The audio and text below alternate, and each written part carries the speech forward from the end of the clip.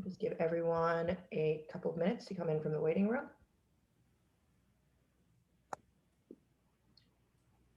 As a reminder, please mute yourself unless you are asking a question of the members of the panel today. We'll just give it one more minute and we'll get started.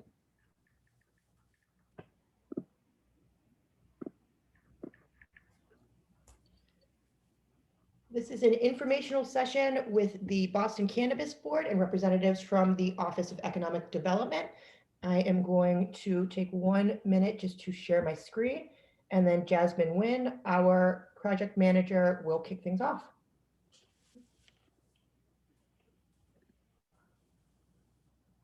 And today's hearing is being recorded and will be posted on the city's website. Jasmine, do you want to be? Yes. So good afternoon. Thank you everyone for joining us. As we all know, cannabis is a new and emerging industry. So we thought we'd put together this information session to hopefully answer questions as far as the process, the equity program, the TA assistance, etc. First, we'll begin with introductions. Next slide, Leslie. So Leslie, if you want to introduce yourself first. Thank you, Jasmine. My name is Leslie Delaney Hawkins. I am the Executive Secretary to the Cannabis Board. My background is in licensing and is with part of the creation of the Boston Cannabis Board. We wanted to put in place a transparent and predictable process that everybody could understand. So with that, I will pass it over back to Jasmine, who's our project manager. Yep, so as Leslie stated, my name is Jasmine Nguyen and I am the project manager for the BCB. My role is the administrative behind the scenes work. And next will be Shayla. Hi, everyone. I'm Shayla White. I am the Director of Equity in Emerging Industries, and I handle the equity certifications for the Cannabis Board, as well as manage the equity fund. And next is Midori.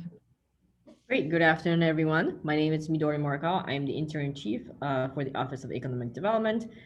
We manage the equity fund that Shayla just mentioned, as well as the technical assistance which we will go over in a little bit more detail later. Back to you, Leslie. Before I pass this back to Jasmine, I do not see Commissioner Darlene Lombos, but this was actually her idea. She had received a lot of questions. Commissioner Lombos represents of the 5 members of the Boston Cannabis Board. She has a very strong union background. I think everyone on this call probably knows Commissioner Lombos. I don't see her. I know she's going to be joining us, but she has been instrumental in the creation of the board, the drafting of our rules and regulations, and very specifically in creating the scoring sheet and guidance when the commissioners are evaluating an applicant. So I don't know if she's joined yet, but we're very lucky to have her on board, and we appreciate her coming up with this idea. Back to you, Jasmine. All right, so cannabis establishments in Boston. Pursuant to Mass General Law, we have to say a minimum of 52 recreational cannabis dispensaries. This number excludes other cannabis uses such as medical, cultivation, laboratory, manufacturing, and delivery. Mayor Walsh and the Boston City Council passed an ordinance establishing the Boston Cannabis Board, also known as the BCB, which is the authority tasked with citing cannabis establishments in Boston. The BCB contains 5 appointed individuals tasked with ensuring equity in the issuance of cannabis licenses, both in terms of whom they are issued and where they are issued in the city of Boston. Total recreational or co-located, we have 32. 3 recreational are open for operations. 2 are open for medical pending CCC, which is the Cannabis Control Commission, and 27 are pending the CCC approval. Thank you, Jasmine. And I know one of the questions that folks have is what will happen when the city of Boston gets to 52 establishments? And we'll continue accepting applications. Everything is reviewed on its individual merits. It's important to note that the BCB process is then followed, and we'll get into this a little more detail, by the CCC, the Cannabis Control Commission's process. Not every applicant is ultimately going to end up opening. We actually have a couple of examples where applicants had applied with the BCB, been granted a license, and either lost site control or weren't able to come to an agreement with their landlord. So we're going to be watching very closely and tracking all of those applicants as they go through the process, so we have an understanding of exactly where we are in terms of numbers. And that brings me to the application process. And this is something, again, we're going to be putting this presentation on the website. We can also email it out to anyone who is interested. So I'm going to give kind of the high level process, and there can also be questions at the end of the presentation today about the application process. So step one is submitting an online application to the BCB. The key parts of that are providing disclosures of every individual with a direct or indirect interest in your proposed licensee entity. And that's really critical because the CCC has disclosure requirements, and then the city actually has even higher disclosure requirements. The ordinance that actually created the BCB tasks us with tracking every individual, regardless of how small their percentage interest is, in a cannabis establishment. The other key part to the application is your legal right to occupy.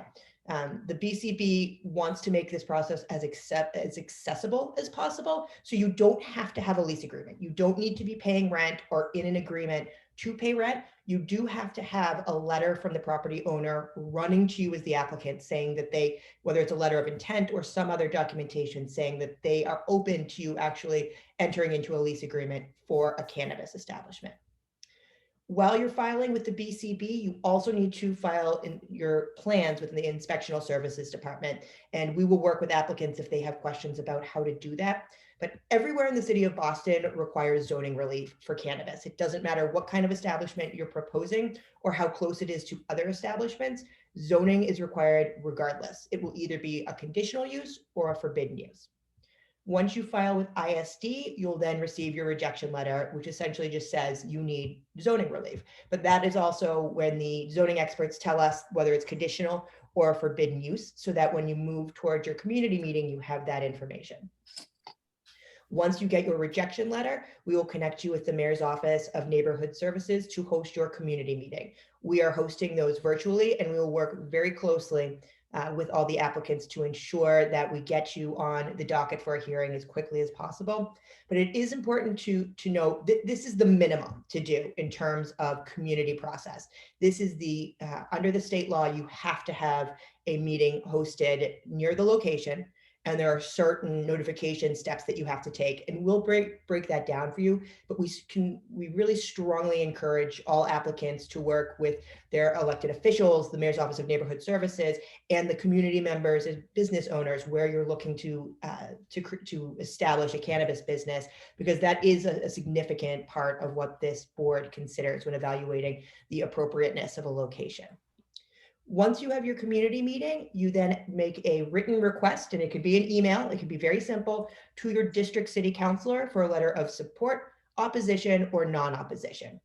The district city councilor then has 45 days after they receive a request for that letter to submit it. You'll be put in the queue to be scheduled for a hearing as soon as you get that letter, or once the 45 days have run. And that's to ensure that even if for some reason your district city councilor is too busy or somebody's out of the office, to ensure that no one's held up because they didn't get a letter in an appropriate amount of time. And it's important to note, this doesn't have to be a letter of support. Everyone has a due process right to go through this process in its entirety. So if you receive a letter of opposition, you'll still be then placed on for a hearing.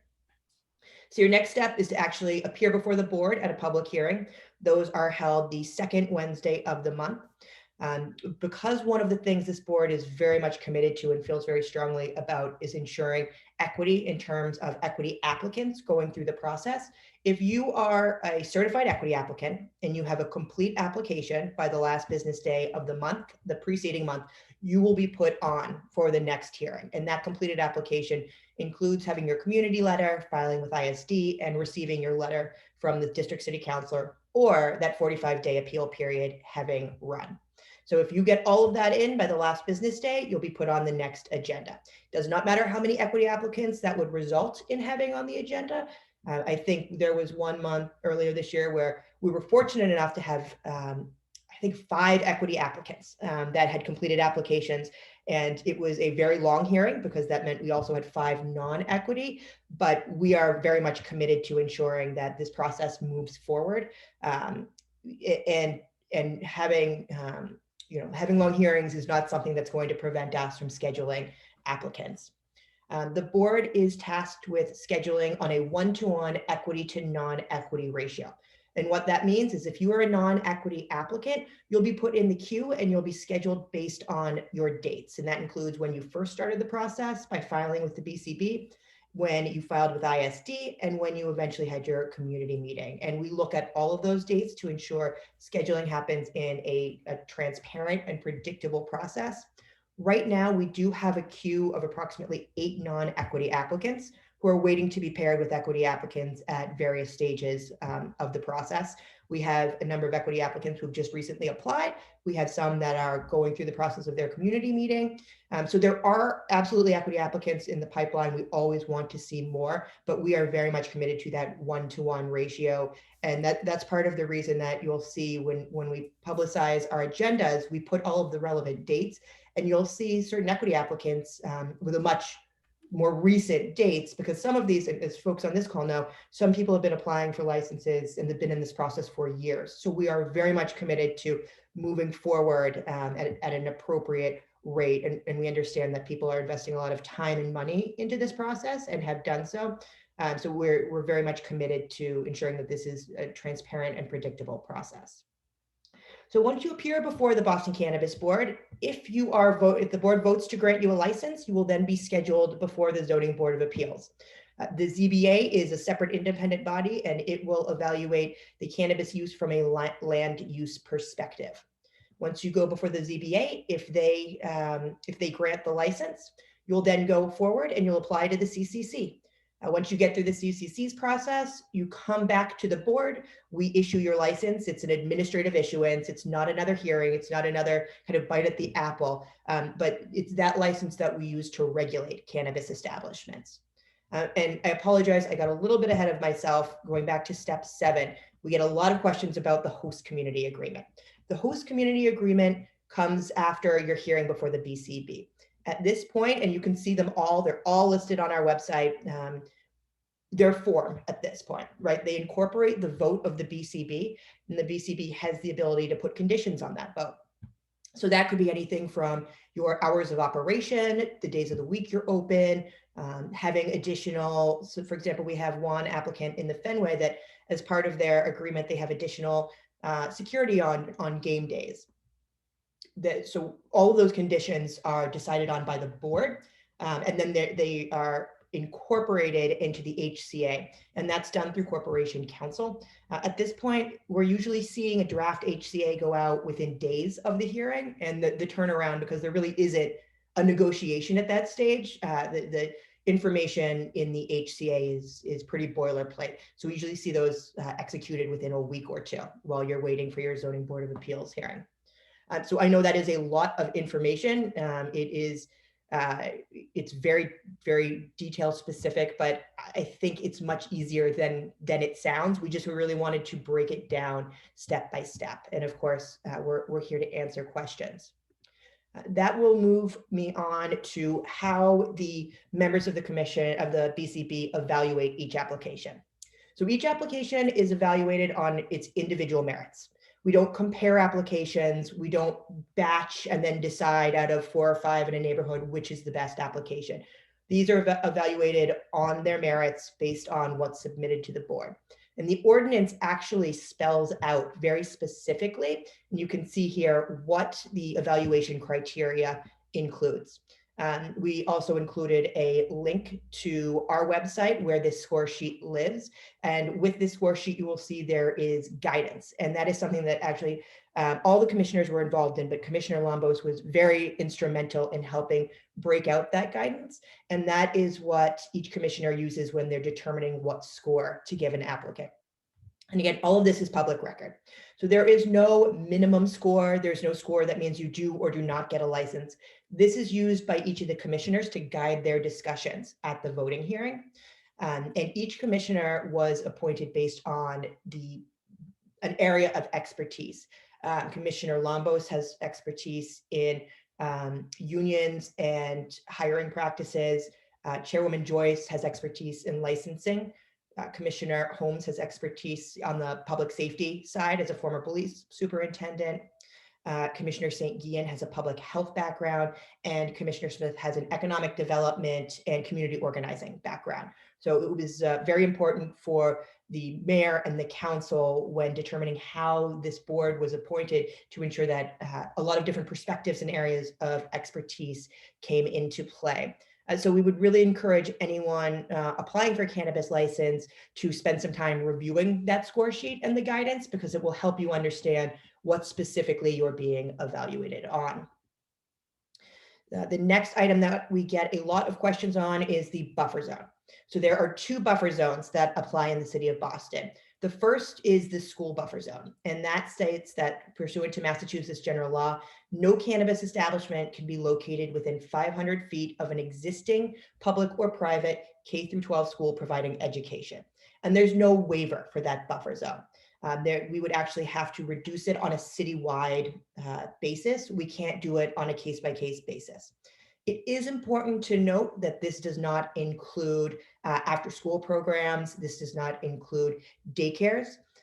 What this means is if you have an existing K through 12 public or private school within 500 feet, you cannot be considered at this time. And the CCC has very specific measurements and guidance on how to measure that 500 feet.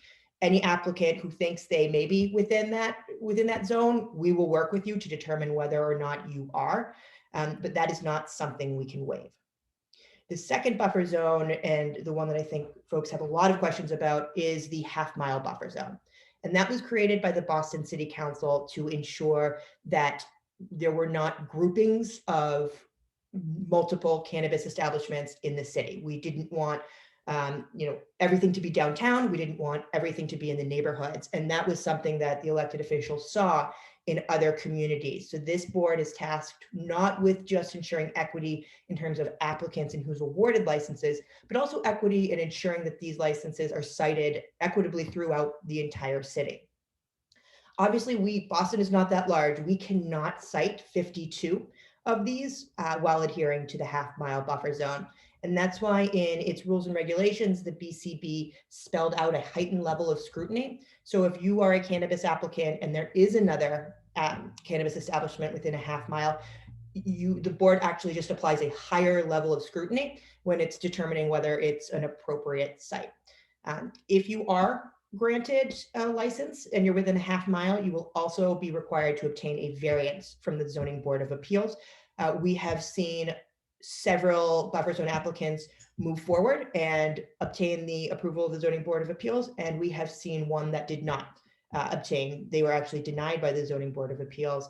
I think that at this juncture, that applicant is looking at other sites. So we absolutely respect the half-mile buffer zone. We do not want to see one community inequitably bearing the impacts of cannabis establishments, but there will be multiple establishments in every neighborhood based on the 52 minimum and the 2 buffer zones.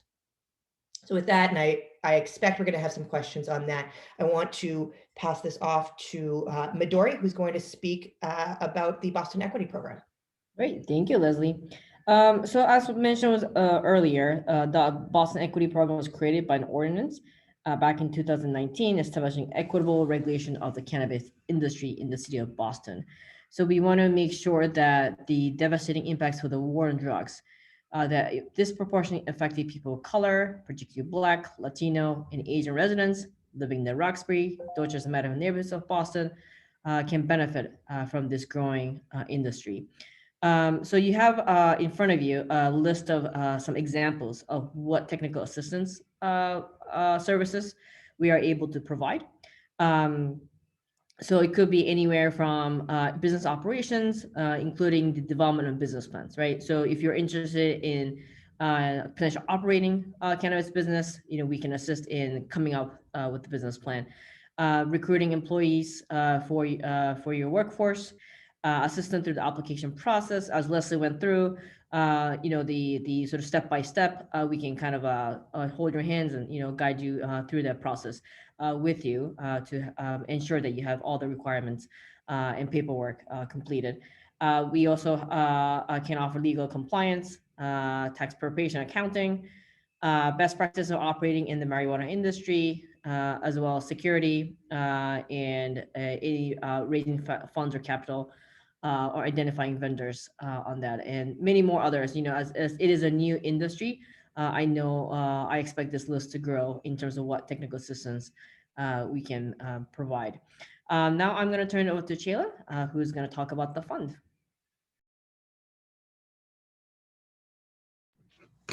Hi, everyone.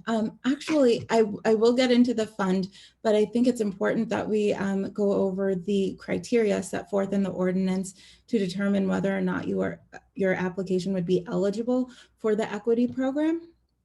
So the ordinance lists 6 criteria, of which 3 must be met by 51% of the ownership in order for an applicant to qualify for the equity program.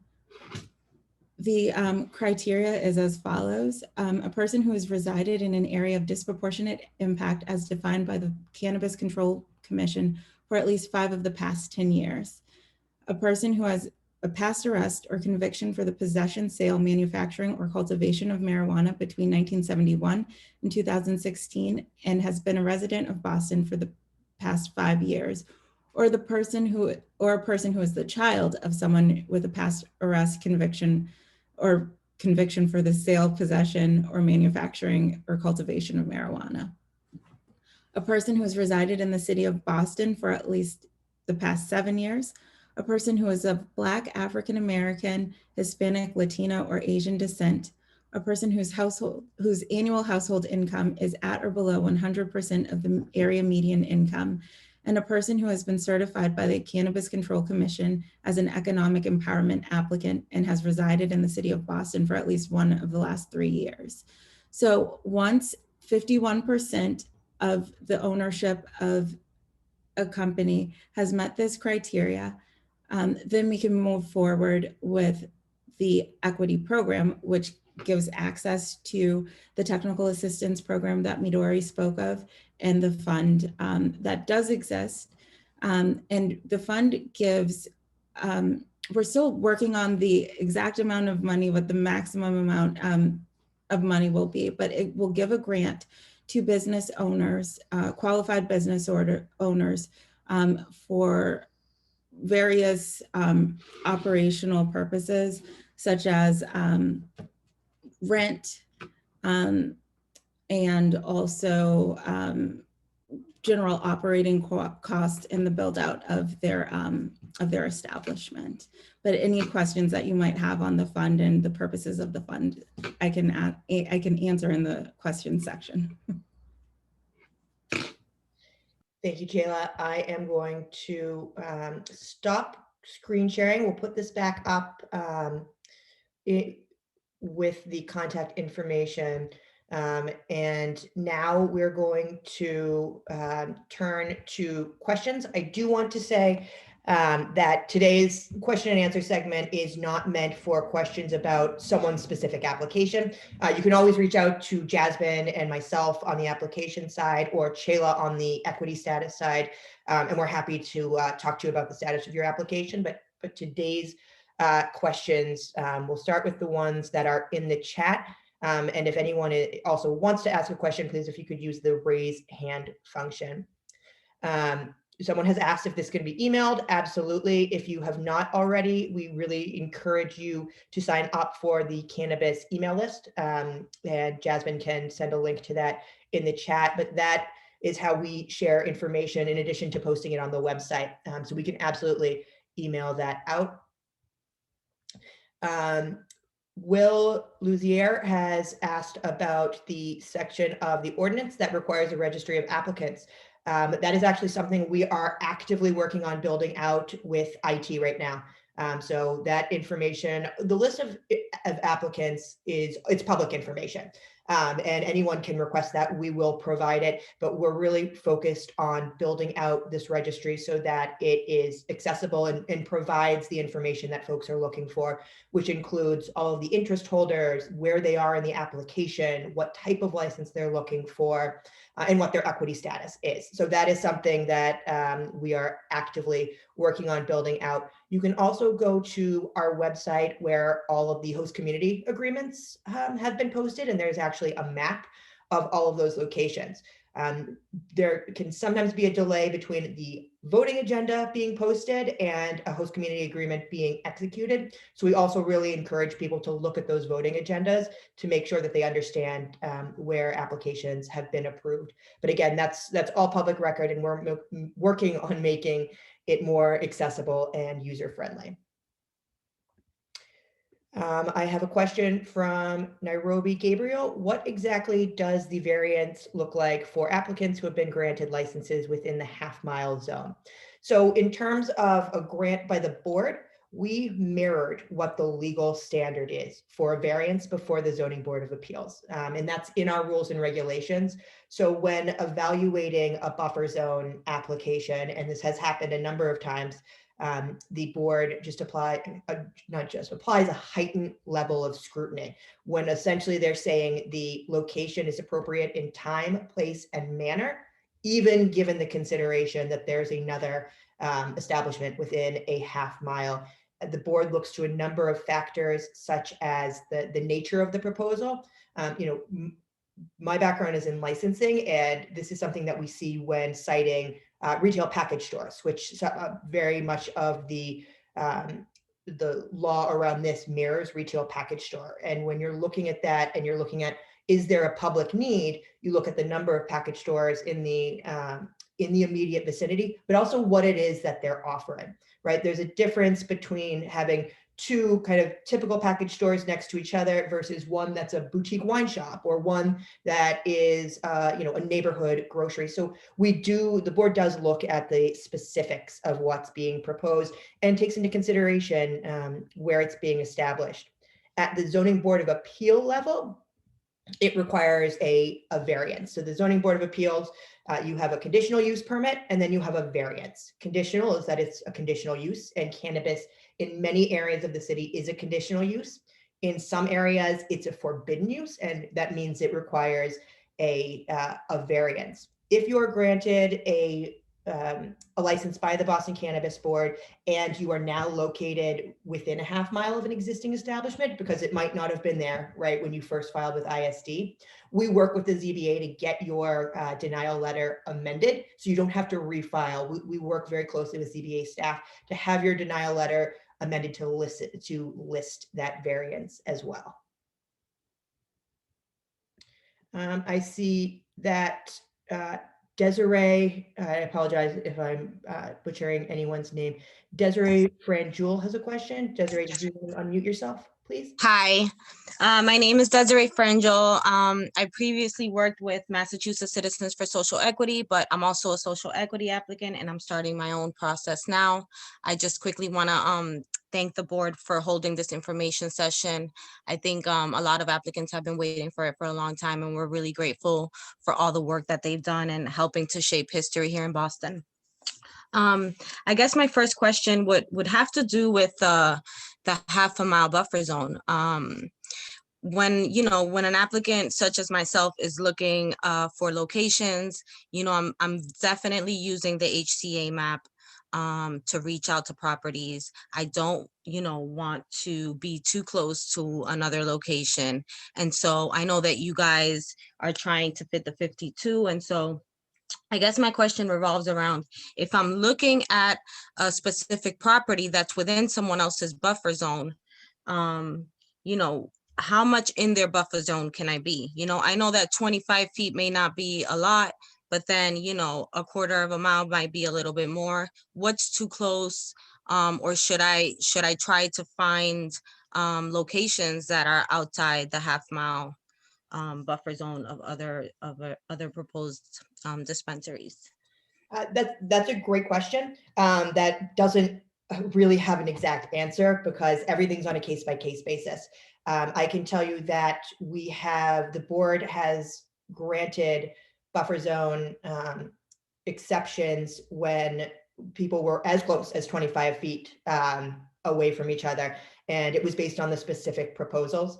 And the Zoning Board of Appeals in that instance did grant the variance. So unfortunately, the answer is I don't know because everything is evaluated on its merits. But I can say that the board very intentionally built in a process for exceptions to the buffer zone because we understand there's physically no way to cite a minimum of 52 recreational. And I think it's also important to note there's a difference between license types, right? There's a different impact when you're citing a lab use versus a retail establishment. And those are things that the board takes very seriously. I will say that the board, and this has been stated by the chair and the commissioners on the record, is very aware of concerns over a non-equity applicant locking down a desirable area. At one of its first meetings when the board was considering Patriot Care on Milk Street, going from medical to recreational, the chairwoman very specifically said, we do not want to see this neighborhood locked down, and actually asked Patriot Care on the record, would they support an equity applicant in their buffer zone? And actually since then, an equity applicant has been granted a license within the half mile of Patriot Care. So maybe not a perfect answer, but Jasmine and I are always available. If there's an address that someone wants to know, if there's anything else in the queue waiting for a hearing, we can always have that conversation. That's all public record. So while we're getting the list, the public facing list up and running, we're still here to answer any questions. Thank you. And if I can just throw in one more small question, I guess my next question would be, I am looking into retail, but I do want to combine it with delivery. Is it against the rules to have those two in the same location, co-located? No, that's a great question. Whether you're talking about co-locating recreational, manufacturing, cultivation, while it's different licenses from the state, we're counting it as one. We're not, we don't want to see someone kind of creating a buffer zone around themselves when they want to co-locate multiple license types. So that's a great question, and the answer is that is completely permissible. Thank you so much. Jason Chavez asked how many total HCAs have been issued to date. Jasmine, what were the numbers that we just went over? I know it's on the slide. We have, I believe, Mute myself, sorry. It was 32. and that is specific to either retail recreational or co-located medical and retail recreational. And we're very closely tracking where each of those is in the process. Because again, we don't want to see someone go through this process and create a buffer zone and then not open. So as part of this board's role, we actually require an update in writing at least once a year, if not more frequently. And we actually also work very closely with the CCC, and they've been phenomenally responsive and helpful to us as we've gotten, this board up and running. So they share a lot of information with us about where people are in the process. There's a question from Ramilda. Can we use funders from out of state? Absolutely, everyone must be disclosed. Every individual, regardless of if it's, they gave $2,000 and it's a 0.2 interest, everybody has to be disclosed. And I think we missed Gabriella Tavares. Sorry if I pronounced that wrong. It says, do you need to meet every point of Boston Equity Fund to qualify for the program, or is there a minimum amount to be met? Excellent question. Sheila? Sure, I'm more than happy to answer this question. So you must meet at least 3 of the 6 criteria in order to qualify for the equity program. And as I mentioned previously, at least 51% of the ownership must meet these 3 criteria. That means if there are 3 people who each own 20% interest in the company, each one of those individuals must meet 3 of the criteria on their own individual merit. We do not combine the criteria. So one person couldn't meet one criteria and another person meet the other two. Each individual must meet all three of the criteria. And that was something that when Chayla was very involved when we were actually drafting the rules and regulations, that was a question that came up a lot. Could you have one person meet one, another person meet another? And the board felt very strongly that that was not the intent of the ordinance. So that's why we have why we want to be very clear about the 51%. Hakeem Siku has asked about the different types of licenses. As Jasmine said, this is definitely an emerging industry. We're building the bike while we're riding it.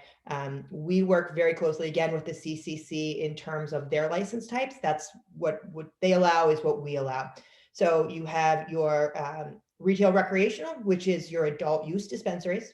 You have medical. Again, that would be for medical patients only. There is manufacturing licenses where you're actually making the product, cultivation where you're growing it, and delivery. And there's various combinations and specifics under these license types, and we can connect you. The CCC has some really great materials that break it down. But the item that is most recent is delivery being allowed. And there are two types of delivery licenses. The first is the courier only model, and that is your Uber Eats. If Chayla had a delivery company, she could drive to the dispensary, pick up product and deliver it to individuals. There's no warehousing or storage component. The new kind of delivery that was recently adopted by the CCC and they're currently creating the application process for is the wholesale model. And what that allows you to do is actually purchase direct from your cultivators and your manufacturers, warehouse the product and deliver from your warehouse. That license type is brand new and the application doesn't exist yet. We're happy to talk to anyone with questions about that, and we are working with the CCC. They are actively creating that application. And it's important to note that on delivery, it is economic empowerment and social equity only for the first 3 years, Chayla? Is it 3? I believe it was 24 months, but I might be wrong. So it's between 2 and 3 years. And that, again, based on the inequities in the war on drugs, that was to help people get into this industry with maybe a lower price point than the amount of time and money that goes into citing a retail store. So that is definitely something that we're going to see more of in Boston, and we're learning about it as we're going through this. Tyrell has asked if we wanted to start a storefront, will we be able to bring products from different places such as California or Colorado? That would not actually be regulated by this board. That would be the CCC. And because cannabis is still federally illegal, I know there are very stringent rules and regulations. So Tyrell, if you wanted to shoot us an email and we'll put all the contact information, we can connect you with the CCC on that point.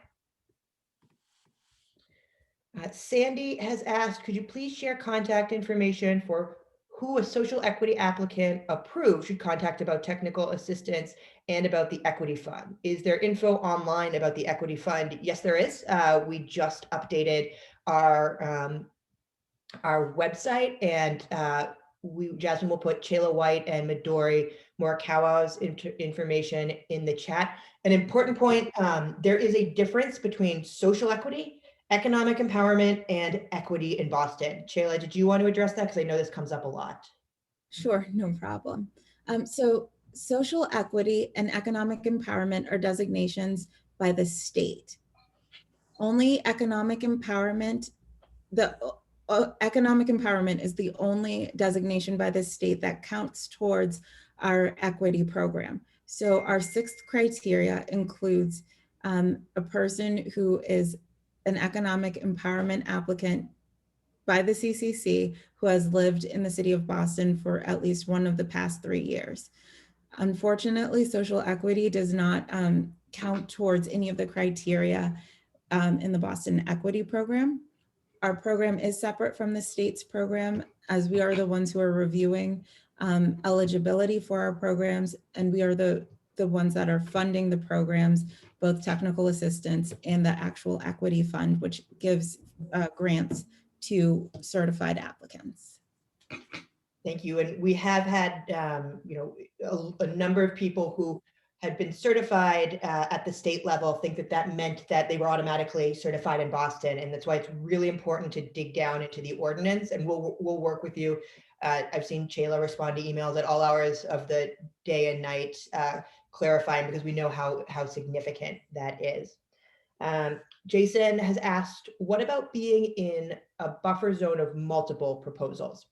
Once you trigger a buffer zone variance, that heightened scrutiny is applied. But again, everything's on a case-by-case basis. So you could say I'm within a half mile of 3 retail recreational establishments, and I'm actually looking to cultivate. That's an entirely different license type, but everything is considered on a case-by-case basis.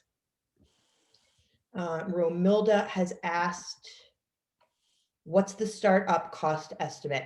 That I can't speak to. It's going to depend on exactly, just like any other business, exactly what you're proposing, what sort of license type you're looking to, what the size of your establishment is, if a build out's going to be required. So that we can't kind of speak in theoreticals. Huff has asked, can you offer delivery service in Boston but have the warehouse outside of Boston? Yes, you can. The board is currently in the process of considering an amendment to its rules and regulations that would regulate that, not precluding it, but would require that dispensary, if you're picking up from a dispensary in Boston, to have the board's approval. But if you, under state law, if you were warehousing or delivering from another municipality, as long as you're adhering to all the CCC's requirements, you can deliver in Boston. Fernando Bent Mullings, I understand that equity applicants are scheduled this following month if their application is complete. My question is if there is a queue of equity applicants, and if so, can the number of applications be released? You are definitely not the first person, and we can absolutely provide you that information. It's important to note that the applicants are all in different stages of the process. We don't have a queue of equity applicants who completed the process in terms of their community meeting. They have a complete application to us. They have site control, and they've gone through the process of obtaining their city council letter. So we can definitely provide that information. It's sometimes hard to predict, because an equity applicant or a non-equity applicant might say, I still have work to do in the community. I don't want to be placed on next month's agenda. So that's something that we actually have seen happen, but we absolutely can get you that information. Are there any, Jason has asked if there are testing labs in the queue, and does that need an HCA? Yes. So any cannabis use requires a host community agreement, which means it has to go before the board. We have one testing lab that has applied. They are non-equity, and they are waiting in the queue to be paired based on the date of their application. Hakeem has asked if we can talk about the application fees and permitting. Absolutely. So the application is free to file with us. There is a fee that ISD charges for filing your plans, simply because that is a pretty significant step that involves plans examiners reviewing them. Once you're scheduled for a hearing, it is a $100 hearing fee. And that is simply to cover the cost of staff time and everything that goes, and the commissioner's time that goes into an application. The annual fee for a cannabis establishment in Boston, again, mirrors that of liquor retail package stores, and that is $2,500, and that is prorated based on your date of opening. And again, those are fees separate from the CCC. They have their own fees.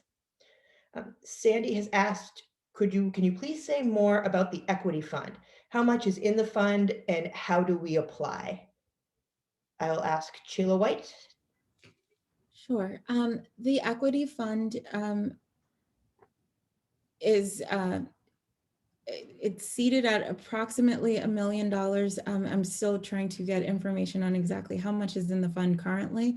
But the fund will range from $1 million to $5 million up until the year 2024. Yes, as Jason just, no, but Jason's question actually gave me a point about the equity fund. So the equity fund is, it's funded by a matching amount of money from the city that equals the 3% HCA fee that is charged to the dispensaries. It's not from the 3%, but it's a matching amount of money from the city. So it will range from 1 million to approximately $5 million for the year 2024. And at that point, I'm not sure what exactly happens to the fund. We're still looking into that. But at this point, I think conservatively, we can offer around $15,000 per applicant. Again, this is a grant, it's not a loan. But as this program grows, I'm sure there will be changes, and we'll determine whether or not more money will be available to applicants. But the application process is pretty simple at this point. All you need to do is once you have been certified by me as an equity applicant, you can send me an email letting me know that you're interested in the fund, and we can go from there with the application. It's a very simple application that you will fill out. Thank you. And Sandy had asked, am I right that economic empowerment is not something you can apply for anymore? That is at the state level. And I believe that has been closed for some time. Chayla, I know you had a conversation with them recently and they were looking into potentially reopening it, but I don't know that there was a decision. Correct. They are looking into the legality of whether or not they can reopen the economic empowerment cohort. Right now, it was mandated by statute that only included the timeframe specific to April 2018. So they're unclear on whether or not they have the authority to certify additional businesses with EE status. Thank you. And if you have not, just like signing up for our newsletter, please do so with the CCC too, because they very proactively share information. Jason Chavez asked, is the 3% HCA fee negotiable? And is it based on gross sales? It is based on gross sales. It is non-negotiable. It is standard. That is what the city is legally allowed to require. And it's worth noting that those funds are legally must go back to the impacted area. So if I am in Jamaica Plain, my funds go back to that area and the impact, and to address the impacts from the cannabis establishment. Ian Woods has asked if the wholesale delivery application is available. It is not yet. I believe they were hoping, the CCC was hoping to have it drafted April. I think April was what they were looking to have it done by. But again, just like we've been saying, we're going to push that information out as soon as we have it. We just, as the Boston Cannabis Board, can't hear a wholesale application because that at the state level, the application does not yet exist. But again, if you have questions specific to that, we're happy to have a conversation. And I believe those are all the questions in the chat. Are there other questions folks have? You can also unmute yourself if you were not able to access the chat.